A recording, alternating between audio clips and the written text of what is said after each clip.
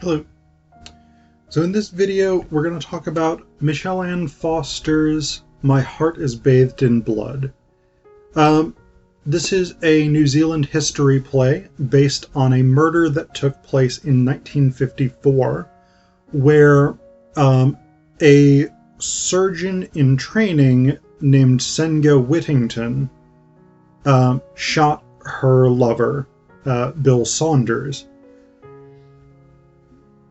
Forster has attempted to imagine this scenario, imagine this relationship, rather than necessarily trying to document it. So this is not by any stretch of the imagination meant to be documentary theater or something like this. It's a sort of imagining of basically of this character, of Senga Whittingham.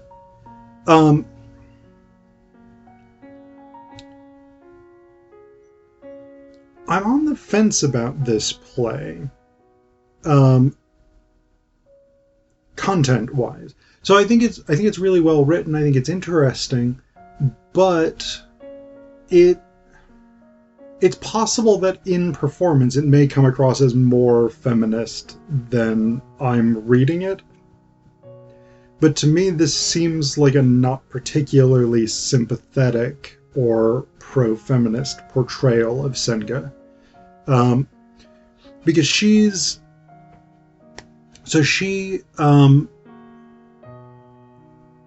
Bill Saunders is initially trying to seduce her, and she says no, and then she goes to his apartment and is like, yeah, let's have sex. And so she gets pregnant.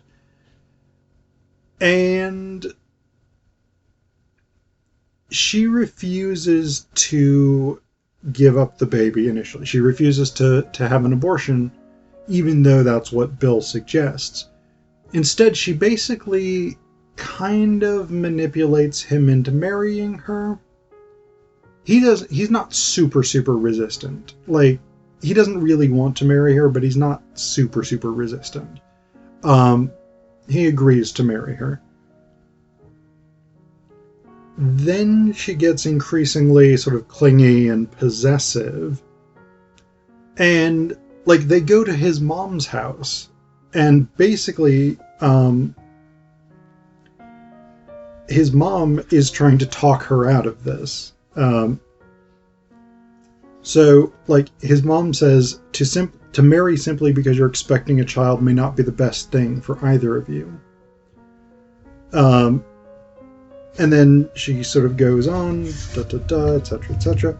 And Senga's like, oh, Bill's super happy about this. He really wants to get married to me. And the mom's like, I'm sorry, but my son does not look like a happy man to me. Because Bill told his mom before Senga came in from the car that he didn't really want to marry her, but he doesn't feel like he has an alternative. And so we have, at one point the mom leaves and Senga and Bill are there together, and Senga says, you didn't even try to defend me. Bill says, she only wants what's best. Senga says, and so do I. Why are you making this so hard for me? Bill says, I feel like I don't really know who you are. Senga says, we belong together. What more do I have to do to convince you? Bill says, I don't know if it's about convincing. Love is either there or it's not. Senga says, are you saying you want to break off our engagement? Bill says, ever since you found out you were pregnant, you've been threatening me. Stay with me or all hell will break loose. Senga says, I never said that. Bill says, not a single one of my friends is genuinely happy for me. Suddenly you're up the duff and I'm headed to the altar like a red-faced Wally. Is that how you want us to start our lives together? So, Bill is clearly not chuffed with this prospect of getting married. But we're seeing here the first sort of bits of Senga basically functioning from her fantasy of what this relationship is like. Like, she has this conception that Bill is really in love with her and he really does want to be with her, even though he's telling her repeatedly that he isn't and he doesn't. For him, it's kind of about he's entrapped into doing his duty to marry her. For her, she genuinely believes that they're meant to be together, that they're soulmates and whatever all it is. And it's clear that he doesn't feel the same way. So, in that sense, for me, it seems incredibly problematic as a play. And again, this may be just my own sort of desire or expectations rather than the play sort of failing to live up to its promise. Because I want it to be more feminist, more sympathetic to Senga. And it seems to me that as she sort of descends into this fantasy, descends into this obsession, and eventually descends to the point where she murders Bill because he rejects her. Like, to me, it's not a particularly positive depiction of this character. But the other thing that we have here, the thing that maybe is slightly more feminist, but even then problematically so, is that there's a very open discussion of abortion in the play. Like earlier, before they go to see her mom, before Senga finds out she's pregnant, a friend of, or a sister of a sort of friend came to see Senga to try and get an abortion, and Senga refused.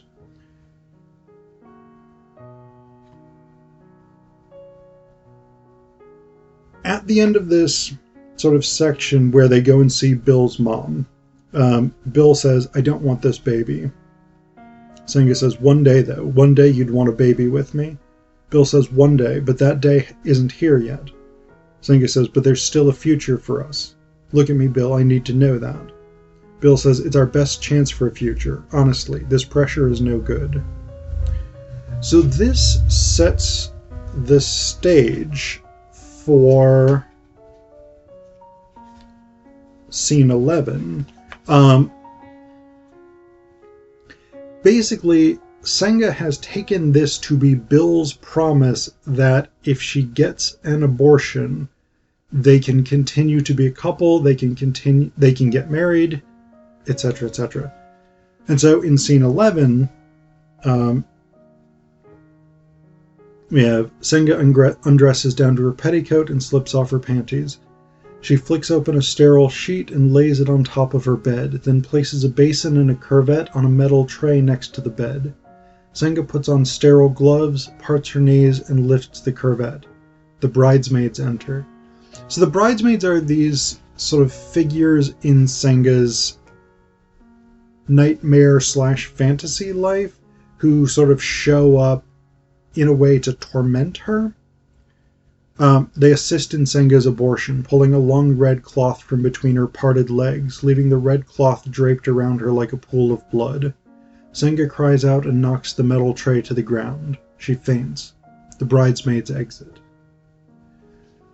So Senga, who again she's in training to be a surgeon, so she knows how to perform an abortion.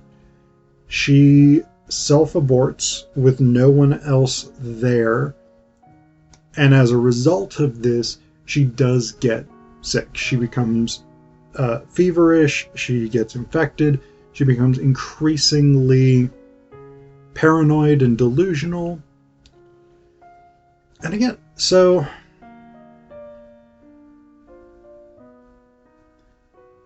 I could see maybe an argument for